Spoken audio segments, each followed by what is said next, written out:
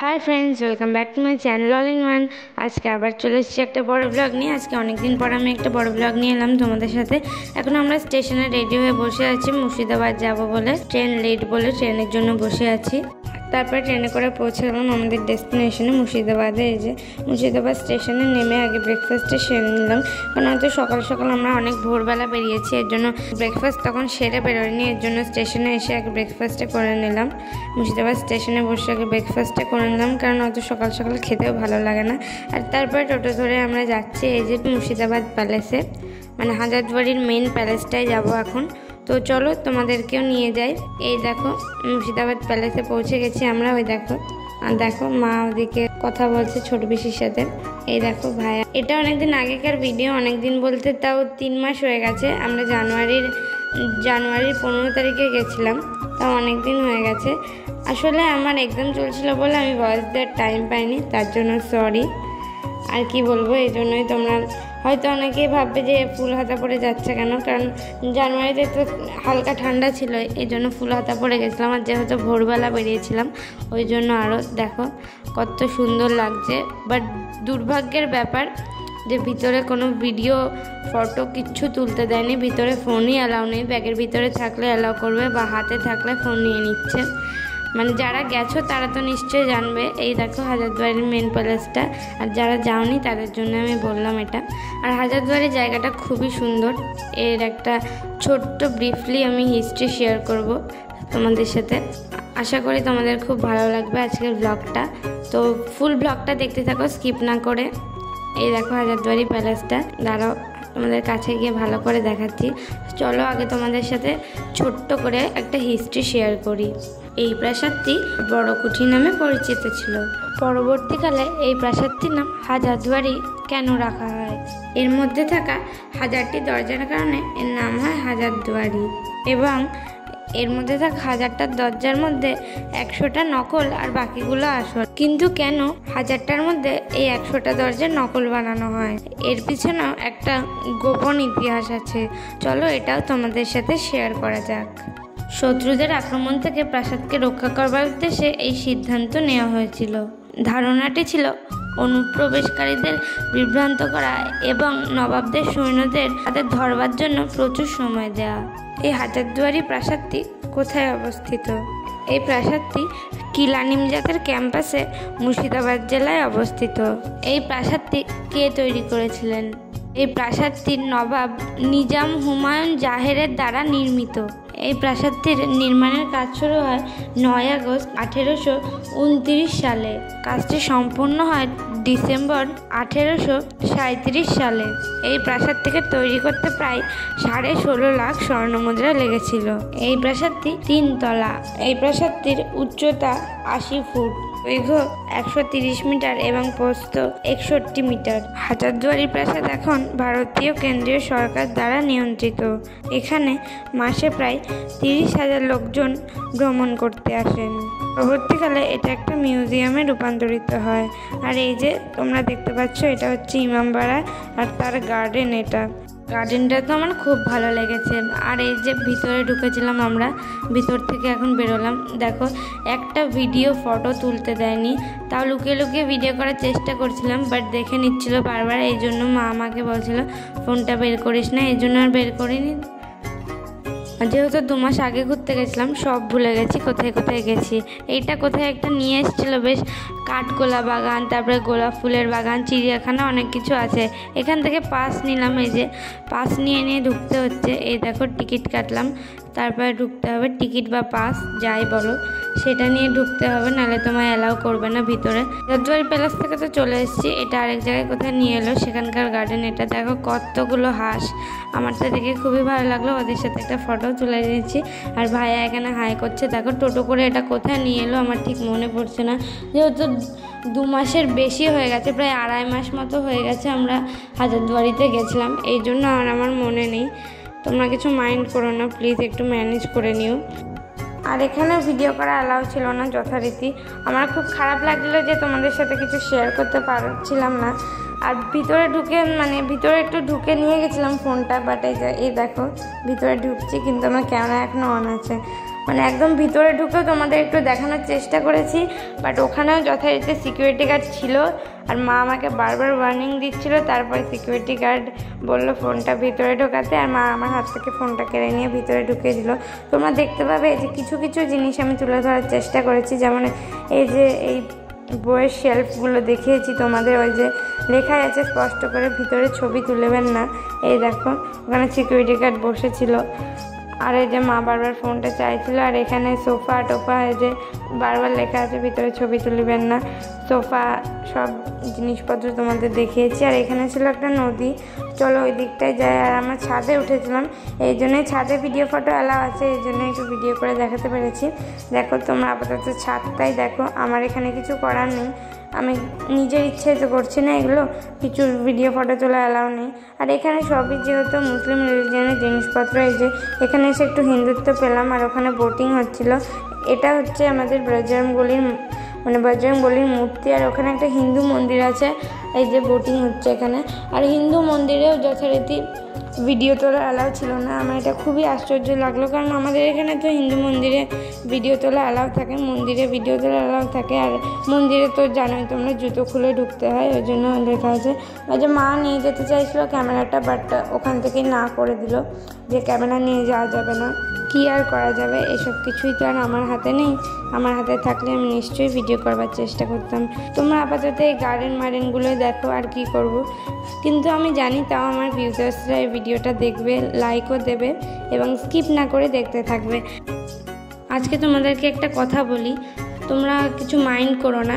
একটা ছোট্ট content creator, মানে যাদের ছোট চ্যানেল, তারা কিন্তু মনে অনেক আশা নিয়ে ভিডিও বানায় যে আমার ভিউজার্সরা দেখবে, আমার চ্যানেলটা সাবস্ক্রাইব করবে, আমার নিউ ভিউজার্স হবে, সেটাকে একটা লাইক দেবে, খুব ভালো করে মানে খুব ভালো বলে কমেন্ট করবে। এটা নিয়ে কিন্তু একটা ছোট্ট চ্যানেলে কন্টেন্ট ক্রিয়েটার ভিডিও বানায় এই আশাটা নিয়ে।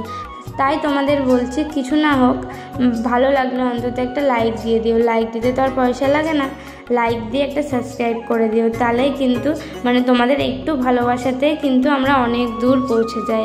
তাই বলছি হিংসা না করে একটা ছোট্ট লাইক দিয়ে দিও। দেখো নদীটায় তোমাদের কেমন লাগলো। আর এটা যেহেতু শর্ট ভিডিওতে তুলেছিলাম, এই জন্য এরকম লম্বাই, কিছু মাইন্ড করো না। এই যে একটা সফটটি খেয়ে নিলাম তারপরে। আর এই দেখো এইখানে একদম ভিডিও করা অ্যালাউ আছে, আমি তোমাদের সবটা শেয়ার করব। এই দেখো এখানে অ্যাকোয়ারিয়াম ছিল, আর ওই নদীতে আমার মাছ ছিল অনেক, ওটা আবার লাস্টে তোমাদের দেখাবো। দেখো এই অ্যাকোয়ারিয়ামগুলো তোমাদের সাথে আস্তে ধীরে শেয়ার করি, যাতে একটু ভালোভাবে দেখতে পাও তোমরা। আর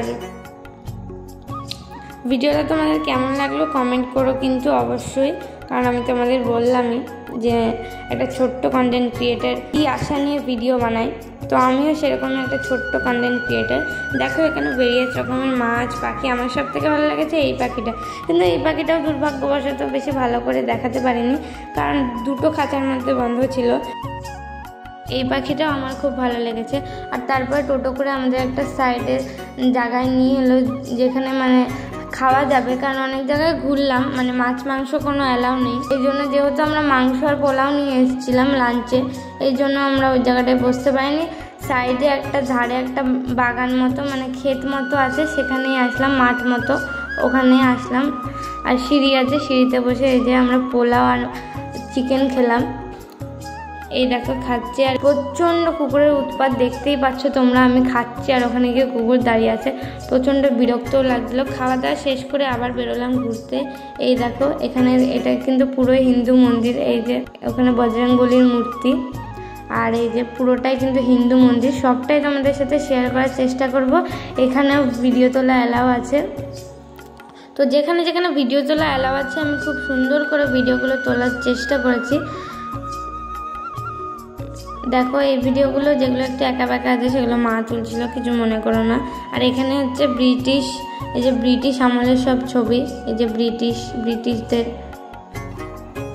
দেখো এটা হচ্ছে রাধা মাধবের মূর্তি, ওই যে রাধা কৃষ্ণ, তারপরে সুভদ্রা, বলরাম, কৃষ্ণ, অনেক ঠাকুর আছে এখানে, এত নাম তো বলা যাবে না, তাহলে তো পুরো ভিডিওটাই শেষ হয়ে যাবে। আর এখানে একটা আয়না আছে যেখানে তুমি নিজের মুখ দেখতে পাবে না, সেই আয়নাটাও তুলতে দেয়নি ভিতরে।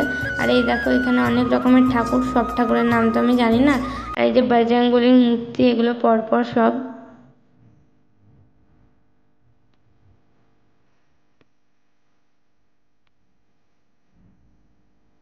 তারপরে বাইরে এসে দেখলাম একটা বড় কামান। এই দেখো কামানের গায়ে কি লেখা আছে, কামানে হাত দিলে 500 টাকা জরিমানা। কি অবস্থা। আর এই সাইডে দেখো একটা ছোট্ট কামান। এই দেখো এই ছোট্ট কামানটা কিন্তু আমার খুব কিউট লেগেছে, কিন্তু এই কামানগুলো যে কী রকমের ভয়ানক সে আমার খুব ভালো জানা আছে। আর এই দেখো এখানে হচ্ছে ওই যে ঘোড়ায় টানা হাতে টানা রিস্কো দেখো। আর এখানে সব মানে বাটি থালা গ্লাস, তারপরে কড়াই ঘটি খুন্তি। আর এই দেখো ভাইয়ের আমি আইসক্রিম খাচ্ছিলাম। এই ভিডিওগুলো সবই মা তুলেছে। এই দেখো ল্যাম্প সব, এইগুলো সব রান্নার জিনিসপত্র। এই যে সব রান্নার জিনিসপত্র এগুলো। আর এই সাইডে হচ্ছে রাজারা যেগুলো দিয়ে রাজাদের অস্ত্র। তারপরে এই সাইডটাই ছিল হচ্ছে রাজাদের এই যে অনেক রকমের পাথর। আর এই সাইডটা একটা গাড়ি ছিল, মানে ব্রিটিশ আমলের গাড়ি, এটা ব্ল্যাক কালারের। আমার কিন্তু দারুণ লেগেছে এই গাড়িটা, স্করপিও টাইপ দেখতে লাগছে, ছোট্ট স্করপিও। আর এখানে হচ্ছে একজনের কবর ছিল, আমার ঠিক মনে পড়ছে না এটা কার কবর। বললামই তো তোমাদের এটা অনেকদিন আগেকার ভিডিও, এই জন্য আমি প্রায় আবছা আবছা মনে আছে, আমার প্রায় সবই ভুলে গেছি। আর দেখো আজকে কিন্তু প্রচণ্ড রোদ্দুর ছিল, আর ফুল হাতা পরে গিয়ে প্রচণ্ড পস্তাচ্ছিলাম, এত গরম। আর এই জায়গাটায় আমি একা গেছিলাম, মানে মারা কেউ আসেনি, আমি আর ভাই গেছিলাম। দেখো এইখানেও অনেকজনের কবরস্থান ছিল, কার কার আমার ঠিক মনে পড়ছে না। এই যে দেখো কবরস্থানটা দেখাচ্ছি তোমাদের।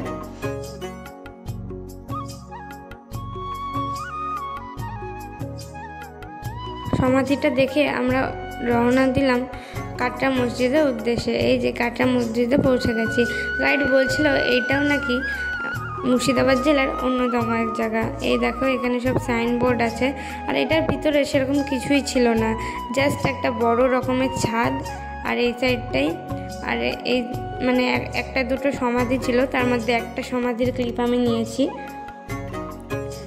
সেরকম একটা ভালো হয়নি মুর্শিদাবাদের ভিডিওটা, আমি বুঝতে পারছি, বাট আমার এক্ষেত্রে কিছু করার নেই, যেহেতু মানে কোনো ফোন অ্যালাউ ছিল না ভিতরে, এই জন্য কিছু তুলতে পারিনি। এই দেখো গাইড সব বলছিল, আর সব আমার ভাষা মনে আসছে, কিছু মনে আসছে না সেরকম যে তোমাদের বলার মতো। আর এখানে যে সমাধিটা ছিল, চলো ঢোকা যাক। আর যেখানেই যাচ্ছি একটা করে গার্ডেন কিন্তু মাস্ট, এই ব্যাপারটা আমার খুব ভালো লেগেছে। আর একটু গিয়েই গাইড দাঁড় করিয়ে দিচ্ছিল, এটার ব্যাপারে ওটার ব্যাপারে বলছিল, আর সবই কিন্তু আমি ভুলে গেছি। এই যে ছাদে উঠলাম, এখানকার ছাদে এখানে ওটা ফটো ভিডিও তুলেছি, বাট রিলস আমি এখানে খুব একটা শ্যুট করতে পারিনি, কারণ আমার সুযোগ ছিল না। সুযোগ পেলে নিশ্চয়ই করতাম, কারণ এক জায়গায় বেশিক্ষণ দাঁড়ালে হবে না, আমাদের 3 ঘন্টার রাস্তা আবার যেতে হবে, আসতে 3 ঘন্টা, যেতে 3 ঘন্টা, ফিরতে আবার 3 ঘন্টা লাগবে। এই জন্য আর বেশি এক জায়গায় দাঁড়ালাম না। এই কাটরা মসজিদ ঘুরে আবার এক জায়গায় গেছিলাম। এই যে কাটরা মসজিদ থেকে বেরিয়ে যাচ্ছি এখন, মানে আমার কিছুই সেরকম মনে পড়ছে না। কাটরা মসজিদটাই দেখাচ্ছি এখন তোমাদের। এই যে একটা সমাধি ছিল এখানে, এই দেখো, মানে এই সাইডে ঢুকতে হবে, এখানে একটা সমাধি ছিল, জাস্ট একটাই সমাধির ক্লিপ নিয়েছি, কারণ এখানে একই রকম অনেকগুলো সমাধি ছিল। এখানে সব গাইড বলছিল, এই জন্য আমরা দাঁড়িয়েছিলাম। ওই দেখো সমাধির ভিতরে কিন্তু ঢুকতে দেয় না, কারণ এখানে তালা বন্ধ। আর এখানে একটা বড় সাইজের কামান ছিল, বেশ কোথায় একটা নিয়ে গেছিলো, মানে শুধু কামানে ছিল এই জায়গাটায় একটা। আর এখানেও একটা সাইনবোর্ড ছিল, মানে সাইনবোর্ড কামানের গায়ে টাঙানো ছিল, এখানে লেখা ছিল কামানের ওপর কেউ উঠবে না। তো যাই হোক, আজকের ভিডিওটা এইটুকুই। কেমন লাগলো অবশ্যই কমেন্ট করে জানিও, আর চ্যানেলটা লাইক সাবস্ক্রাইব শেয়ার করে দিও।